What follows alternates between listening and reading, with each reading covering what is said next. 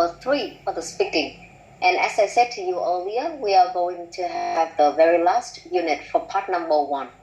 And then after today, we are going to move to part number 2. So please remember and wrap up what we have for today. Okay, in terms of part 1, I mean.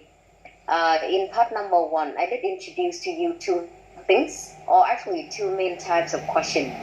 The very first one that we have is that we are going to have the personal question in part number 1. And they may ask you about like or dislike or yes, no question. It is one of the very common questions that we are going to have in part number 1. And it is the first type of question that we did practice with each other in unit number 1 for part 1. And then after that, for the second one, for the second type of question, it is called the specific, okay, or the opinion question. However, you have to understand one thing, that in part number 3, we have, in part number 3, we also have the opinion questions, okay, the opinion questions. However, I just want to tell you so that you can distinguish between part 1 and part 2 in terms of the opinion. In part number 3, even we haven't learned, but then they ask us about the broader questions. And they also require us to perform some higher level thinking skills. For example, evaluate, compare, okay? Or you have to talk about the pros and cons of something. So that's why I say to you that opinion questions, we have both in part 1 and part 3. But then once again, part number 3 is more broader. And they ask us to do more rather than in just part 1. In part 1, they ask the test takers to have short answers. You do not need to answer too long. And also, they want to test the reaction of test takers. It means that after listening to the questions, you usually have to answer right away, rather than you have some time to prepare or think about it. So that's why we say it is a reaction, okay, to the question. Another thing is, in part number 1, when we talk about the opinion questions, I say to you that we have some elements that you can apply not only in part number 1, but then we also apply the steps or the elements perfectly in part number 2 and part number 3 as well, okay? That's what you need to remember. And in the 5 elements, please remember back or some of the elements that we have. Number 1, it is your answer directly. We never have the long or lengthy introduction. It is not the way that we have in the speaking, especially the speaking test like IELTS. And the second one is you can have the reasoning, maybe 1 or 2.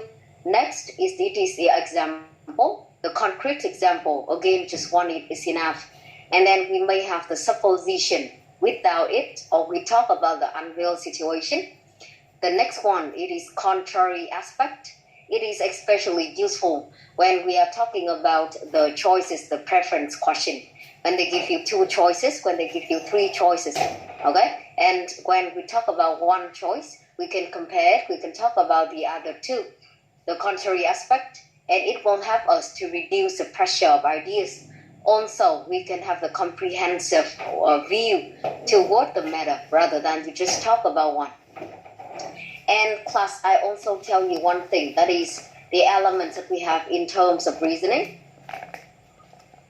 Example, supposition, contrary aspect, and clear answer at the very beginning is also the same. It is also the outline, the framework that we have for the writing. Because when we talk about the writing test number 2 earlier, if you still remember it, you will see that we have the topic sentence in which, or the test statement in which you state your opinion or your answer directly, clearly at the very beginning. And then after that, we have the supporting ideas. It means that we have the reasoning, we have the examples, and even we are going to have the comparison as well. We will talk about the contrary aspect or the supposition in the next lesson. So that's why I tell you that the framework that I introduced to you, I think that it is really versatile. It means that it is not only in part 1 for speaking, but then we also apply it in other parts, in speaking in general, in your arguments, in the written or the spoken form. So there are some of the important points that I want to mention again so that you know about it. Today, we will look at the very last unit for part number 1, and what we are going to do is that we will have a look at some considered unfamiliar questions or unfamiliar topics that you have in part 1, and it is not only for the common one, but then we will have for the unfamiliar. Okay, so that is the objective of the class today. So now class, I will show you the very first question that we have here today, and we are going to have some brainstorming before, of course, as usual, you will have some time to practice and you will answer the question. Okay, the very first one that I am going to show you today, okay, let's look at that again, is the sky.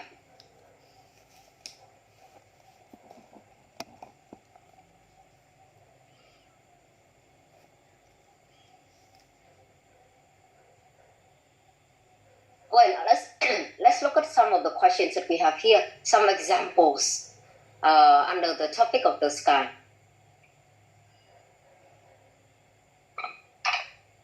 Number 1, do you ever look at the sky? Number 2, what do you think about when you look at the sky? Number 3, are there often clouds in the sky in your country? Is the sky often overcast? Is stargazing popular in your country? And are there often spectacular sunsets or sunrises in your country? Okay, I want to explain why we have a list of examples like this. Of course, number 1 is for you to understand about some questions under this topic, even you haven't seen any question about the sky before, okay? And the second one is that you will see that in these questions, we actually have some words that you even may not know, or it could be the reference for you to answer the question. Okay? Answer the question.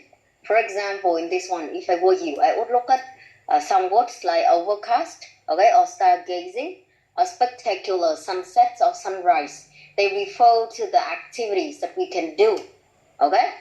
Or it could be the adjective, like the word overcast here, if you do not know what it means. And even it does not appear in the question, it could be the one that you are going to use in your answers.